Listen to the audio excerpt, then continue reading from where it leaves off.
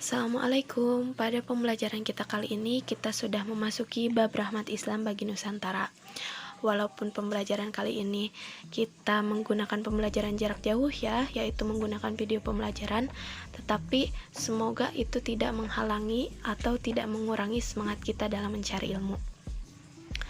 Sebelum ke materi pembelajaran, di kelas ini ada yang tidak hadir? Oh iya, ada beberapa orang yang sedang sakit ya. Semoga cepat diangkat penyakitnya oleh Allah Subhanahu wa Ta'ala.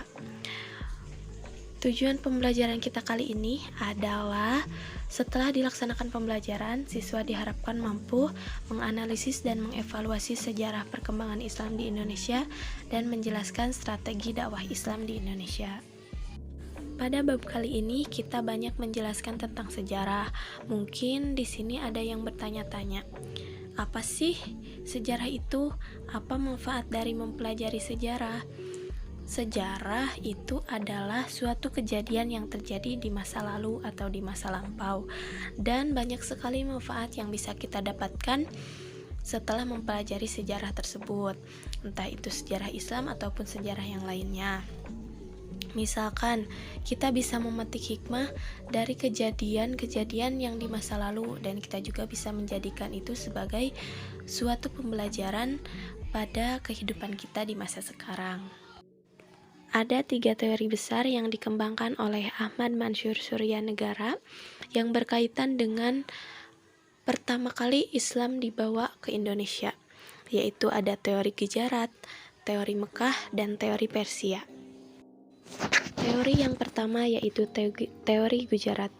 Menurut teori ini, Islam masuk ke Indonesia pada abad ke-13 Masehi yang dibawa oleh para pedagang dari Gujarat, India. Para pendukung teori ini umumnya adalah sejarawan barat.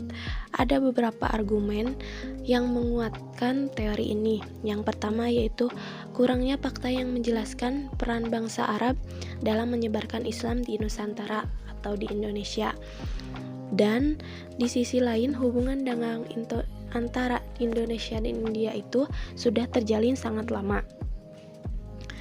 Bukti yang kedua yaitu adanya batu nisan Sultan pertama dari Kerajaan Samudra Pasai, yaitu Sultan Malik As-Saleh yang wafat pada tahun 1297 Masehi. Kenapa sih batu nisan itu bisa dijadikan sebagai bukti? Karena batu nisan yang ditemukan itu hampir sama dengan batu nisan yang ada di Gujarat, India. Dan juga bukti yang terakhir yaitu keterangan Marco Polo yang mengatakan bahwa di Perlak itu sudah banyak penduduk yang memeluk Islam dan banyak pedagang Islam dari India. Teori yang kedua yaitu teori Mekah. Menurut teori ini, Islam masuk ke Indonesia pada abad ke-7 Masehi. Karena pada sejak tahun 1958, teori yang sebelumnya yaitu teori Gujarat dikoreksi oleh Profesor Dr. Hamka. Menurut Profesor Dr. Hamka, peranan bangsa Arab sebagai pembawa Islam di Indonesia itu tidak bisa diabaikan, karena kota Mekah dan Mesirlah sebagai tempat pengambilan ajaran Islam. Dan juga di Nusantara pada abad ke-13 itu sudah berdiri kekuasaan politik Islam. Jadi tidak mungkin Islam pada abad ke-30 itu baru masuk, karena jika ingin mempunyai kekuasaan seperti itu pasti membutuhkan waktu yang lama. Jadi Islam masuk ke Indonesia itu pada abad ke-7 Masehi. Dan juga telah ditemukan perkampungan Arab di Barus. Barus itu adalah sebuah kota pantai sebelah barat Sumatera yang ditandai dengan adanya makam Syekh Mukaidin, yaitu pada tahun 674 Masehi. Teori yang ketiga yaitu teori Persia. Menurut teori ini, Islam masuk ke Indonesia pada abad ke-13 Masehi yang dibawa oleh para pedagang dari Persia yang dalam perjalanannya singgah di Gujarat sebelum ke Indonesia. Teori ini didasarkan pada penggunaan kosakata Persia dalam bahasa Indonesia, contohnya seperti kanduri, bandar, bius, laskar, nahkoda, tamasya, kismis, anggur, dan lain sebagainya. Yang selanjutnya yaitu strategi dakwah Islam di Indonesia. Ada 6 strategi dakwah Islam di Indonesia. Strategi dakwah Islam yang pertama yaitu perdagangan. Karena para pedagang muslim yang ada di Indonesia itu bersikap lemah lembut, berdagangnya jujur, sehingga para pribumi itu merasa tertarik dengan agama yang dianut oleh para pedagang tersebut. Karena itulah mereka mengikuti agama yang dianut oleh para pedagang muslim tersebut. Yang kedua yaitu perkawinan. Kenapa perkawinan bisa dijadikan sebagai strategi dakwah? Dikarenakan para pedagang muslim itu memiliki status sosial yang tinggi daripada kebanyakan penduduk pribumi. Hal inilah yang menyebabkan banyak penduduk pribumi, terutama wanita, merasa tertarik dengan para pedagang muslim, sehingga mereka masuk Islam karena akan menikah dengan para pedagang muslim tersebut. Strategi yang ketiga yaitu pendidikan. Pendidikan ini contohnya yaitu para ulama mendirikan lembaga pendidikan Islam. Lembaga pendidikan Islam yang tertua di Indonesia adalah pondok pesantren. Strategi yang keempat yaitu tasawuf.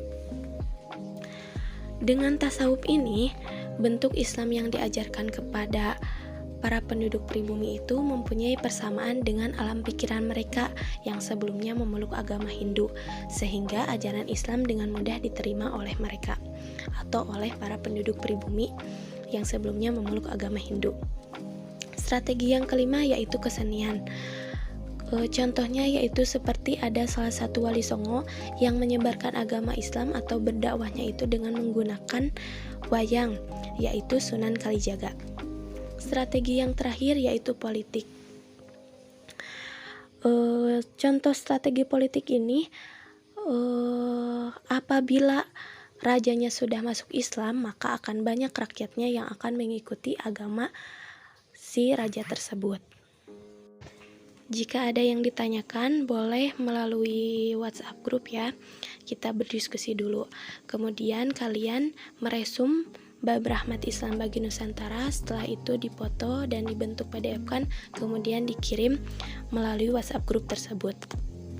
Jadi kesimpulannya, ada 3 teori besar masuknya Islam ke Indonesia, yaitu teori Gujarat, teori Mekah, dan teori Persia. Menurut teori Gujarat dan teori Persia, Islam masuk ke Indonesia itu pada abad ke-13 Masehi.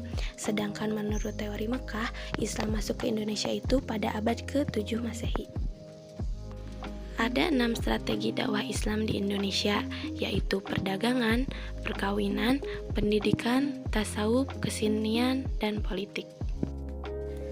Pada minggu selanjutnya kita masih membahas tentang rahmat Islam bagi Nusantara, tetapi menjelaskan tentang perkembangan dakwah Islam di Nusantara dan kerajaan-kerajaan Islam. Mungkin pembelajaran kita hanya itu, dicukupkan sampai di sini. Billahi taufiq wal hidayah. Wassalamualaikum warahmatullahi wabarakatuh.